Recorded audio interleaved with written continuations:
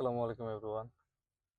আমি রিসেন্টলি আমাদের ইয়াং জেনারেশনের মধ্যে একটা জিনিস লক্ষ্য করতেছি যে তারা অনেক বেশি অস্থিরতায় ভুগতেছে। মানে কোনো একটা জিনিস শুরু করলে সেই জিনিসটা নিয়ে যে লেগে থাকবে, এই মেন্টালিটিটা আস্তে, আস্তে আমার মনে হইতেছে কমে যাইতেছে। লোকজন অনেক বেশি অস্থির যে একটা জিনিস শুরু করলাম, কেন হইতেছে না, কেন হইতেছে না? মানে ওভারনাইট সাকসেস বা হচ্ছে আউটকাম গুলা মানে কিভাবে পাওয়া যায় সেইগুলোর দিকে বেশি নজর দিতেছে। এর কয়েকটা কারণ আছে আমি যেটা বাইর করলাম বা আমি নিজেও মাঝে, মাঝে এরকম ফিল করি।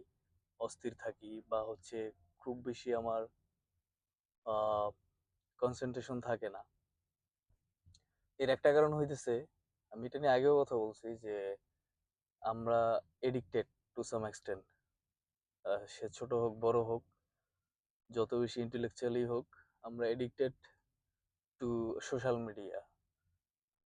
লক্ষ্য করে দেখবেন যে আমি বা আপনি প্রতিদিন একেবারে কম করে হইলেও ২ থেকে ৩ ঘন্টা সোশ্যাল মিডিয়াতে স্পেন্ড করি। Facebook, Instagram বা YouTube রিলস এগুলা দেখে সময় কাটাই। এবং মেক্সিমাম ক্ষেত্রে হয় কি আমরা রিলস দেখি, শর্টস দেখি। এগুলো দেখার ফলে হয় কি আমাদের মধ্যে যে একটা টেনডেন্সি যে ১-২ মিনিটের ভিডিও দেইখা সেটা গ্রো করে। গ্রো করার ফলে হয় কি যে আমরা আসলে আ মেইনলি যে আমাদের ফোকাস থাকা উচিত ওই ফোকাসটা থাকে না। কারণ আমাদের ওই টাইম স্পেন্ড যেটা হয় সেটা হচ্ছে ১ মিনিটের জন্য হয়। তো ১ মিনিটের জন্য হইলে কি হয় যে ওইটাতে আমরা আস্তে, আস্তে অভ্যস্ত হয়ে যাই। সো এগুলা থেকে আসলে বের হওয়া লাগবে।